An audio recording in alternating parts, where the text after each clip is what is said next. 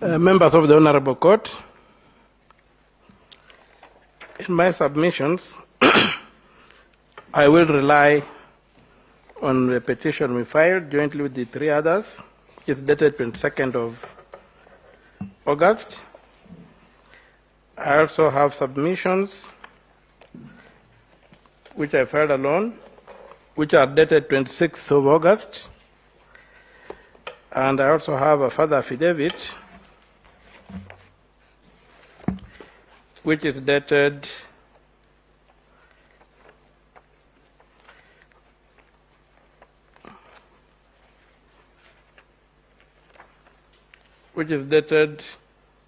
the 29th of August. My Lords, before I remark on the mathematics, I just wanted to make a small observation as regards point number 1. And I think the elephant in the room is point number 1. What kind of election does the Constitution of Kenya anticipate? That's a question that I've seen documents and videos by some members of the court telling me that even this court does not comprehend the kind of election anticipated under Article 81 and 86 of the Constitution. Short of a digital election, you cannot meet the constitutional threshold. Mr. Omtata, what did you say? I said I've come across publications and video recordings by some members of the bench who complain that the 14 days the court is given to determine a dispute concerning the presidential election is too short. And I'm saying that statement demonstrates the failure of, with due respect, the honorable judges of this court to understand the electoral architecture in the Constitution of Kenya 2010. The Constitution of Kenya 2010 only anticipates a digital election. And if we are dealing with a digital election, 14 days is too much. But if you are dealing with a paper election, a manual election, you need maybe 2 months. That's where I wanted to begin. And this election does not meet the threshold in the Constitution at all. The presidential election, the one I'm referring to, that's before this court. It's not simple. That's why you have got spoiled ballots. In a digital election, you don't have spoiled ballots or rejected ballots. And you don't even have the question of whether spoiled or rejected ballots count. It's not verifiable. Right now, I cannot verify where the ballots I cast went. I don't know. The moment I dropped them in that box, I lost all contact with those ballots. There's no mechanism of verifying. A digital election would give me a serial number by which I could track my ballots. So I'm saying that if you look at the threshold in the Constitution, we must work towards a digital election and move away from these paper elections, which allow human interference without sometimes leaving footprints.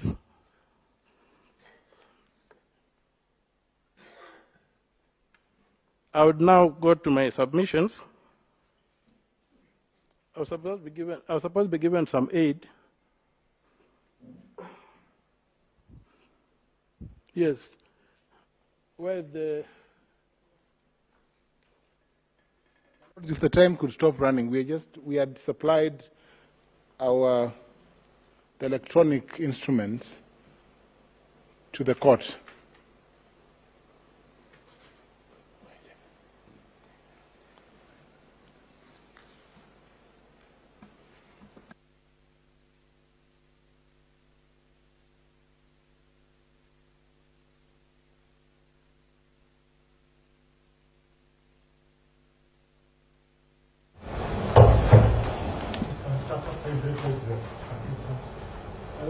You beg the assistant.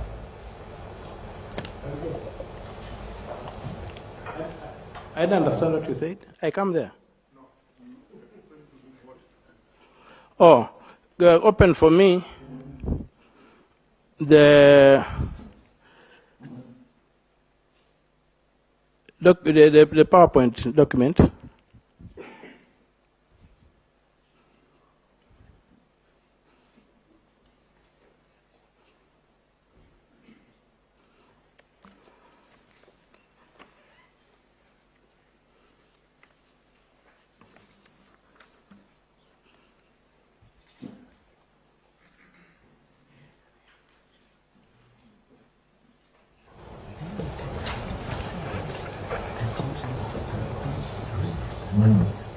Go to the next slide.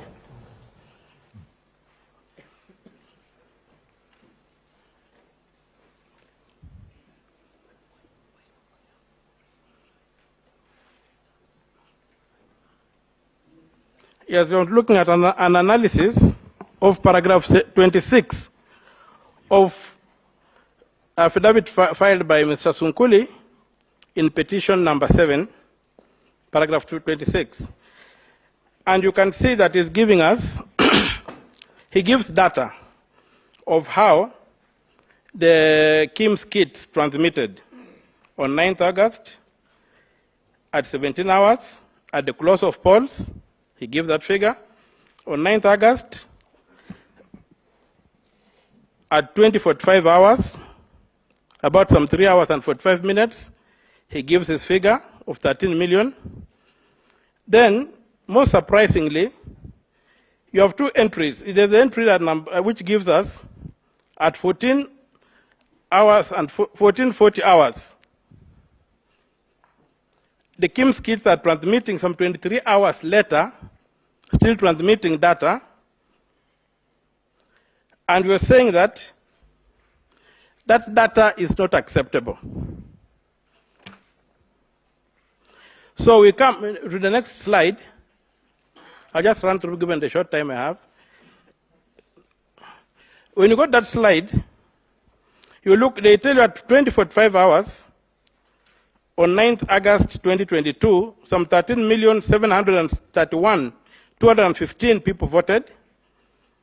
Polling turnout recorded on 10th August is 14,239,862 ballots. And on the 10th, that is the day after the voting, and we know that it's only elders where elections were taking place. Now, when you analyze that data, you find that 508,647 ballots are added on the 10th. And you saw Land Council Willis show that the audit of the register had almost the same number of ghost voters.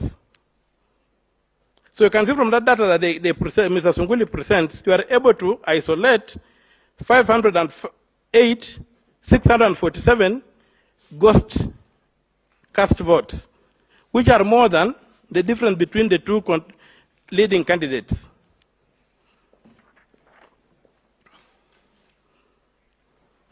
We've got the next slide. And if you look at the ballots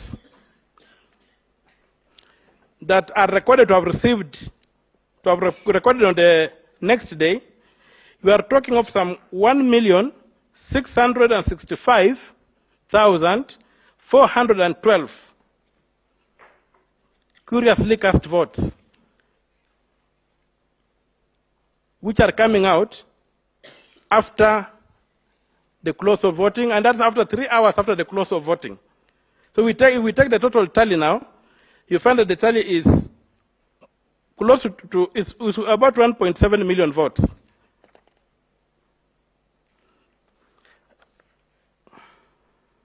That spike in votes is not possible.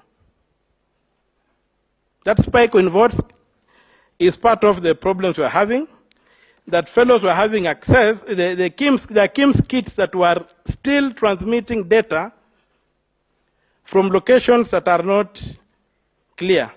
Because the KIMS kits that were in polling stations, the voting stopped on 9th, and giving an allowance of 3 hours or 4 hours for people who are still on the queue, you would understand by why Akim's kit would still be transmitting 23 hours after the close of elections is something that is difficult to comprehend.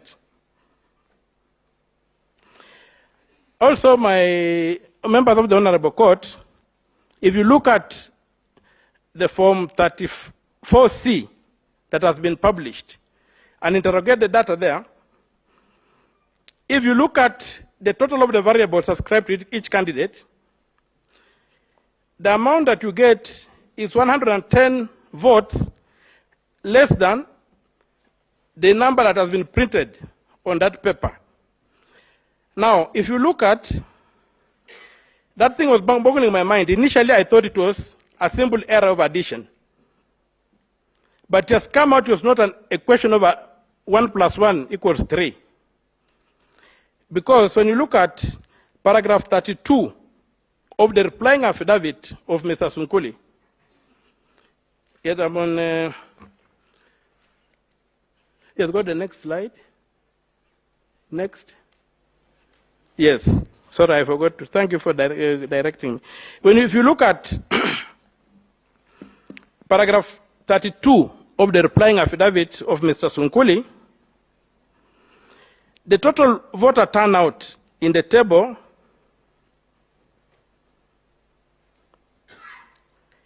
when you subtract from it, as given in the table, the number of rejected votes on Form 34, you get exactly that figure of 14,213,137, which in that replying affidavit they claim was an error of addition. But if you interrogate the raw data, you find that that figure is the valid figure. So the votes attributed to the candidates are fictitious. From paragraph 32 of Mr. Sunkuli's replying affidavit.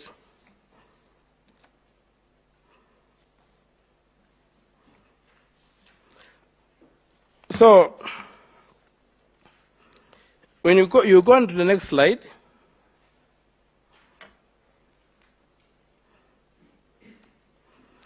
I've reproduced I've tried to factor in the figure that Mr. Sunkuli gives, and when you add them, you get the 14,213,137.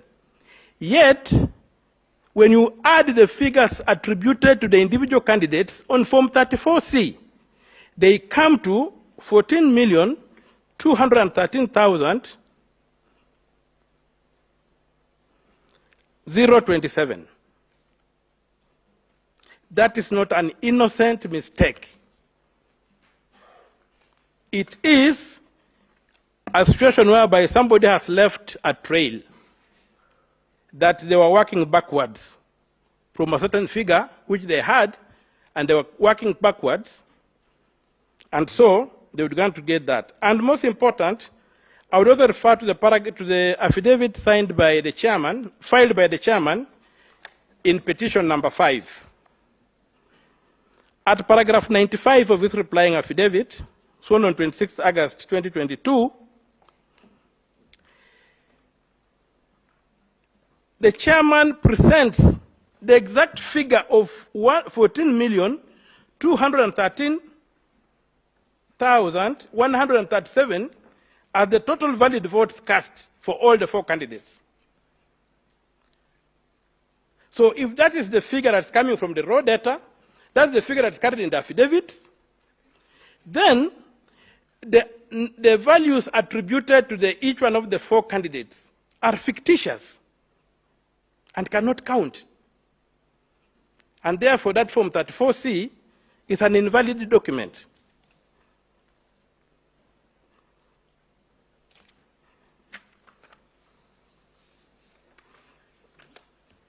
Go to the next slide. Sorry. Next.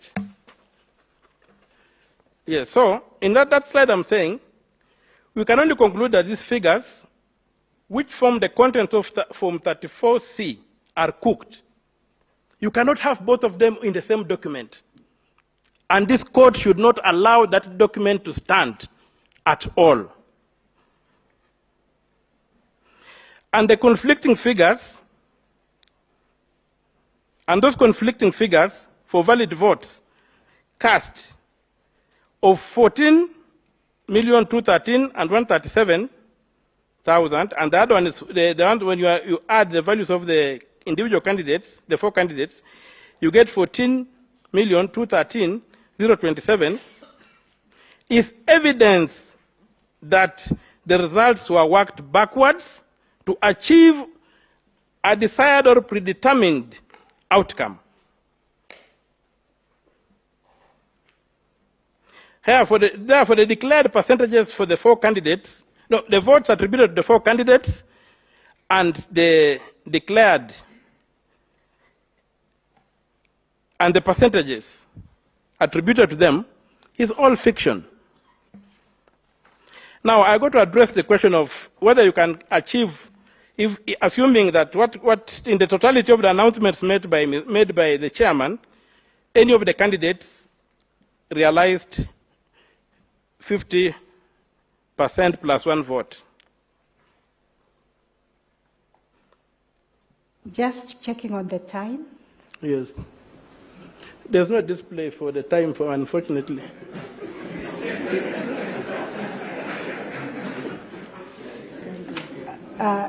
According to mine, time is over. If you could just finish your slides. Okay, thank you. Because they seem to have lost theirs. Okay, so a further analysis of Form 34C on voter turnout, the chairman announced, and that issue has not been retracted at the close of voting. He was answering a particular question, and a journalist asked him, as matters stand now, what is the national voter turnout? And he said, oh, that one, I can deal with it. And he said, as at the time he was announcing, it was 65.4%. And according to what the KIMS kits had reported. And he expected that value to go up when all the KIMS kits had reported and the manual had been included in it. So when you calculate that against the total voter register, the national voter register of 22,120,458 votes, you get that the voter turnout as at that time was 14,466,799 votes. The next slide. So from Form 34, the tallies are ascribed on Form 34.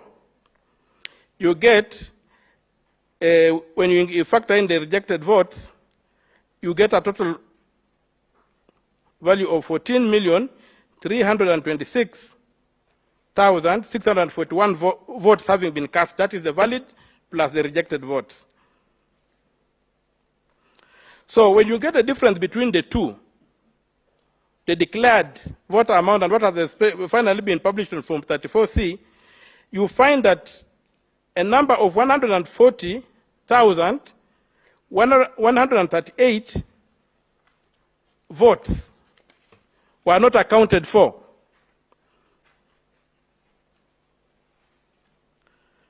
If you add those votes,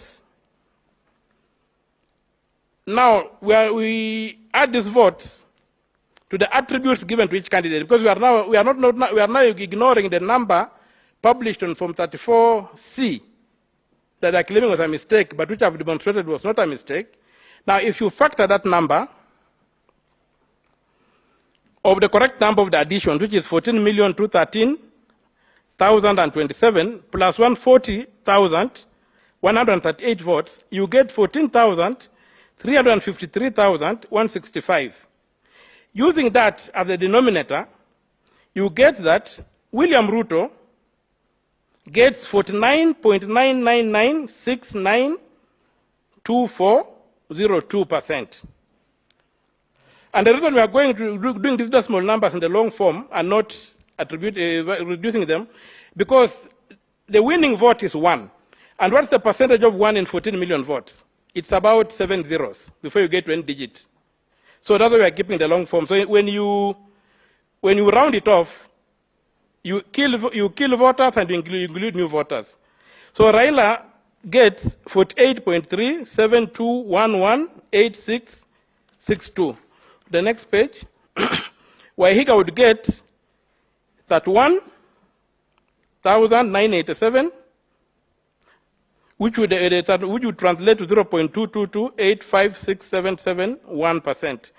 Wajakoya at 61,969 becomes 0.4317447. And so now there are these other votes, the 140,000 votes, 140,138 votes. Since those votes were not, we don't know how the voters gave them to the candidates. We cannot randomly allocate them to any candidates. So they become the 5th variable here. Those ones amount to 0.976356086%.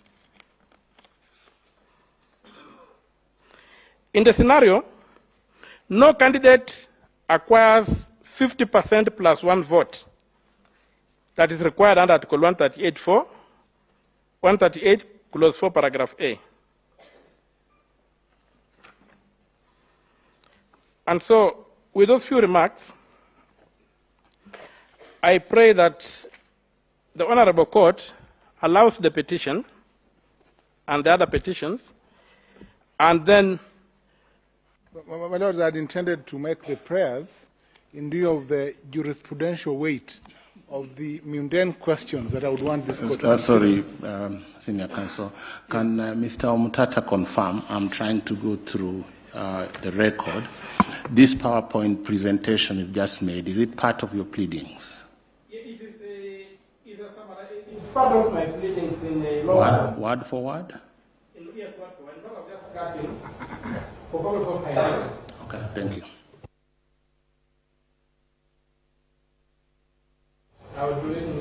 Unless you are changing, that is not word for word. No. So if it's word for word, we don't need any other copy. But of the most important is the father affidavit. Because when I did the first one, I did the petition, I did not have the information that came from. I did not have the information that came from Mr. Sunguli's affidavit. So I would request the court to pay particular attention to the father affidavit. That's why I had the benefit to compute the figures with the figures that the commission supplied. That's all, my Thank Lord. you. Thank you. compelling are the figures that finally mathematics finds its way into invalidating. So, General, you have no leave to address the court after time. Why don't you start from there? Just from the press. From where? From what time? Leave from the bench. Start from there. Yes. Leave. Just make press.